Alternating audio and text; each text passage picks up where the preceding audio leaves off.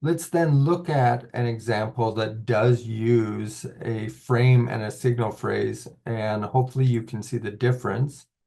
Advertisements for fast food restaurants or even content from other people who promote self-harming eating behaviors are both influential to users. And with the high speed at which social media posts can be broadcast around the world, this content is quickly spread all over. So this person's talking about self-harming eating behaviors that might appear on social media or advertisements for fast food that is unhealthy. And then we move into our source, but you can see that this is not moving directly to the quote. Chung and others who work in the New York Center of Early Childhood Health and Development and other schools of medicine. So here we're not getting context for the article, but we're getting credibility for the author. So we're saying who the authors are and why they're credible. So that's a good way to transition. And then we get a signal phrase stating, and then we get the quote. Media users provided each other. Okay, so we're moving into that quote a lot more smoothly rather than just all of a sudden hitting the reader with a quote itself. So try to work on frames and signal phrases within your article. Now, if we take this frame, who work in the Center of Early Education, Health, and Development, we're not going to state that over the next time that we use Chung and others. Instead, we're going to maybe give context again for the article, what they're writing about, just a really brief summary. The next issue I see quite often is the double introduction. That's where we get an introduction and the thesis, and then a second introduction.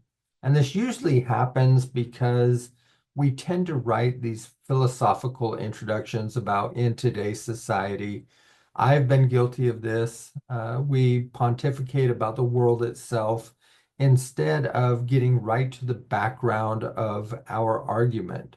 So we get this kind of philosophical introduction, and then we give the background, and really we can eliminate that first paragraph altogether.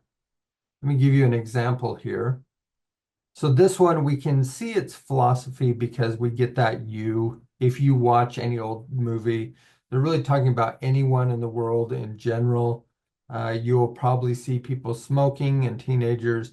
So we're just getting all of this philosophical information from the writer. Instead, we want to get right into the background. You can see that second paragraph says, in 2019, there was a 40.5% increase. So now we're getting to the factual background information. What I would suggest in this case is to remove that first paragraph. We take the thesis, vaping is not a healthy practice because it is addictive, can damage the lungs, and can harm the brain, and move that thesis to the end of that second paragraph.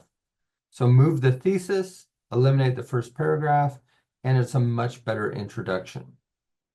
An issue that I'm sure that many of you have is not meeting the minimum word count. And so I want to address how we do this, how we hit that word count.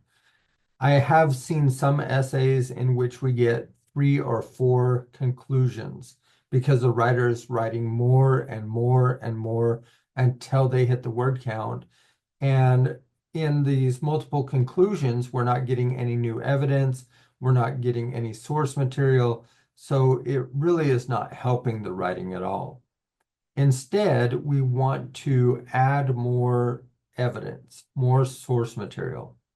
We look at a paragraph like this, again, children need to reduce their sugar intake, and we get this one quote. Remember, we had all of these claims that come after the quote, and we have really nothing about sugar intake. So this is a place where we can add more source material. We can add experts who are talking about sugar intake and childhood diabetes. By adding that extra evidence is going to lengthen our article, and we're going to hit that word count. So I would go through each criterion and say, can I find more evidence? because the more evidence we provide, the stronger our argument is. If you are short of that word count, then the best thing to do would be to add source material until you're within the word count range that I have assigned. Next, we have second person point of view. We're going to look at point of view a little bit later here. Let's look at this topic sentence. Not only do these laws unfairly single out purebred dogs, they cause an enormous financial burden for the communities that have passed them, for the dog owners in the communities, and for dog owners nationwide. So this is in third person point of view, and this is what we want. Want it to be objective. We want to look like we're reporting on what we found more than entering the argument ourselves. If we look at second person point of view, not only do these laws unfairly single out purebred dogs, you can clearly see that they cause an enormous financial burden. So by adding you can clearly see, we're talking directly to the reader. What this is doing is it's setting up what's called a false dilemma. It's saying either you can see that this is happening or there's something wrong with you. We don't want to put our readers in that position. So we want to remove the you here because it's causing problems within the paragraph. As I said, we're going to look at point of view a little bit later, and we're going to look at some of the other problems that second person point of view can cause. Lastly, I want to talk about poorly constructed or missing bibliographies.